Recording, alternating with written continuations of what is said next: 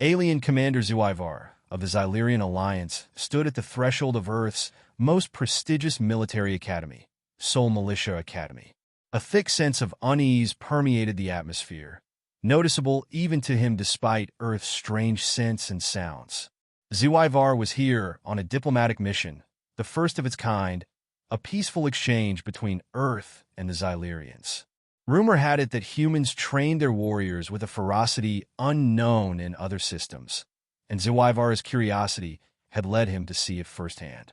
He had expected a disciplined academy with methods that perhaps mirrored his own planet's, maybe even an amusingly primitive version of Xylerian training.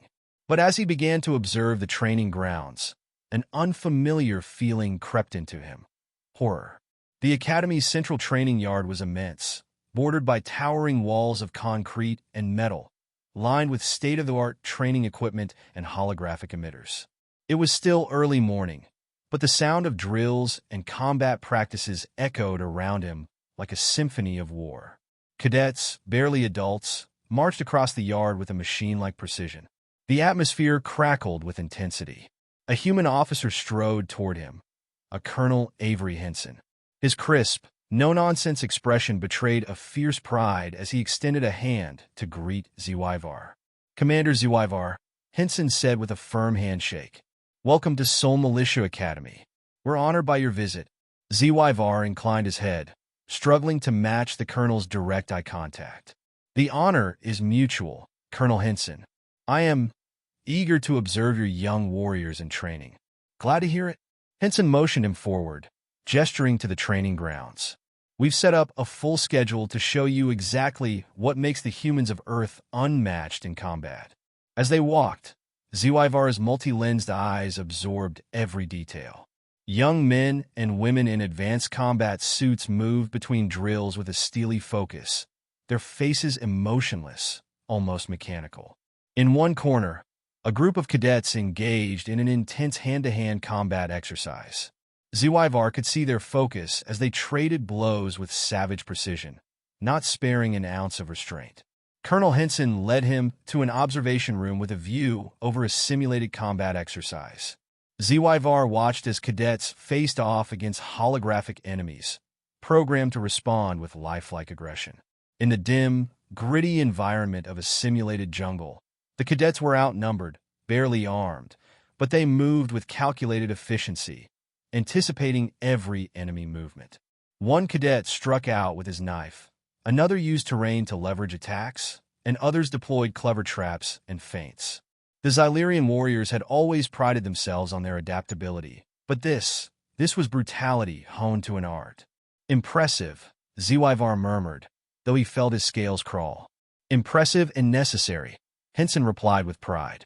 "We teach them not just to survive, but to dominate, to outthink and overpower any adversary, no matter how deadly. Humanity has learned the hard way that hesitation can be fatal." The exercise intensified as the holographic enemies began to counterattack with increased ferocity. Zy'varh felt a knot form in his stomach. The cadets didn't waver. They retaliated with an almost predatory instinct, forcing their opponents into retreat. It was rare to see young recruits show such confidence. Rare and unsettling. After the simulation ended, Zy'varh watched as a few cadets, exhausted but victorious, moved to the sidelines. They were joined by instructors who critiqued every minor mistake and ordered cadets to repeat any exercise that showed the slightest flaw in execution. There was no room for rest or mercy. "What do you think?" Henson asked, his voice breaking Zy'varh's trance. Zy'varh's gaze remained fixed on the cadets. "Colonel, the intensity with which you train these young warriors, it is unlike any I have seen. But tell me, what is the purpose of making them so relentless?" Henson's brow furrowed. "To make them indomitable. Earth's survival depends on warriors who can confront any threat without flinching. If they can face down holographic horrors here, they won't flinch when it's real." A heavy silence fell. Zy'varh's voice lowered, almost as if he spoke to himself. "But Colonel, the focus on domination, on the extinguishing of all restraint, are you not afraid of what they might become?" "Fear?" Henson laughed, though there was no mirth in it. Commander, humans learned long ago that fear is a luxury. Earth has faced annihilation too many times to be afraid of what we need to become. A chill settled over Zy'varh as he continued to watch. The cadets had moved to a new exercise, a psychological simulation designed to simulate the experience of being the last survivor of a squad, cut off from command and forced to complete the mission alone. Zy'varh's translator struggled to interpret the cries of the holographic enemies and the silent determination of the cadets. He saw one young recruit cornered, panting and bloodied from simulated injuries. The hologram opponent lunged, and the cadet retaliated with a brutal efficiency that shocked Zy'varh. It was as if the cadet had abandoned all empathy, all sense of restraint.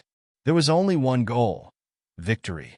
"They're creating monsters," Zy'varh muttered, his voice a mix of shock and sorrow. Henson's jaw tightened. "You don't understand what we've been through, Commander. Humanity has faced forces that defied reason, alien invasions, wars with beings who viewed us as nothing more than pests. We can't afford softness here." Zy'varh turned to the colonel, his voice firm. "Colonel Henson, I have fought in countless wars, faced the bleakest enemies, but never have I sacrificed the soul of my warriors for the sake of victory. I fear you may lose something irreplaceable."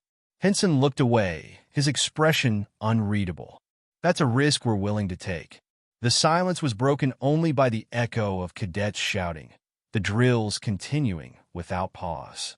Zy'varh felt a pang of sorrow for them, for these young humans who were stripped of innocence, of balance, and who were perhaps becoming something far less, yet far more, than human. As he boarded his ship, the unsettling thought clung to him, haunting him.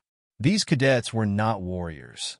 They were weapons, honed to destroy without question, without hesitation. And as the engines of his ship roared to life, Zy'varh couldn't shake the feeling that the galaxy would soon learn the cost of unleashing such monsters.